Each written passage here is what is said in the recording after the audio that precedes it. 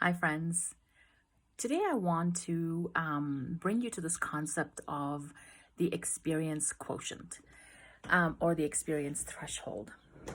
We're all here to have an experience, and some of these experiences may bring us in a place of joy, some of these experiences may bring us in a place of suffering. The point is, at any given moment, each one of us is having an experience. Think about a day when you feel like your experience quotient is kind of blah, it feels flat, almost dull, where you feel like you're not experiencing just the massive amounts of joy that you have experienced. And so, if you think about the experience um, quotient or threshold as a graph, imagine that if you made a graph, the top half of the graph is joy and the bottom half of the graph is suffering. We're always trying to stay on the top half. So when we have an experience that brings us immense amount of joy, such as milestone events, going on a trip with a family, having a wedding, birth of a baby, many of these kind of things that bring us into that joyous state. On the flip side, there is the negative experience that we call negative, but it's one that sort of puts us in a state of grief. Could be a loss of a friendship, it could be the loss of a loved one, it could be the loss of a job, it could be just an unraveling of a relationship that had meant something. None of these are good or bad. We're all having these.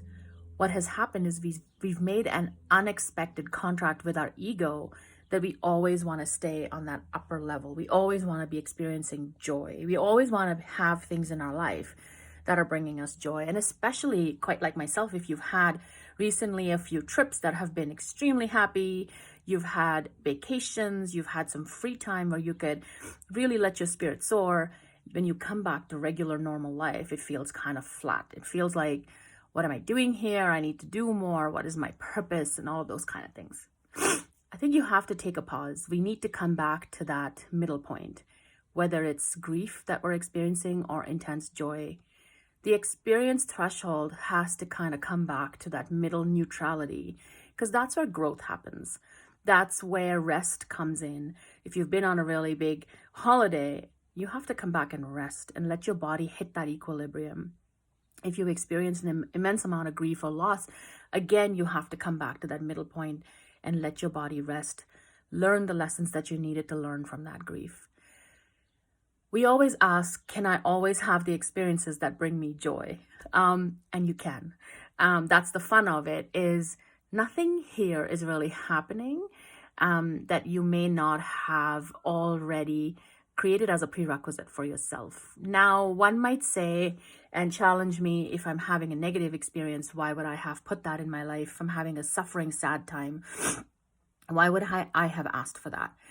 Well, the thing is, whether consciously or unconsciously, or when we're put into this body, we do make a sort of a life map, a contract with sort of humanity, with the universe, of what is it that we want to experience in this incarnation. So evoke, call on, set intention with that which you think is your higher power, your universe, your unconditional love, your mentor, your spirit guide.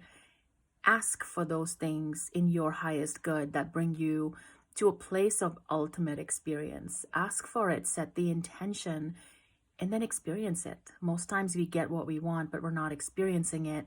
We're just sort of moving on to the next thrill. So next time you're having a joyous experience, ask yourself, how's this making me feel?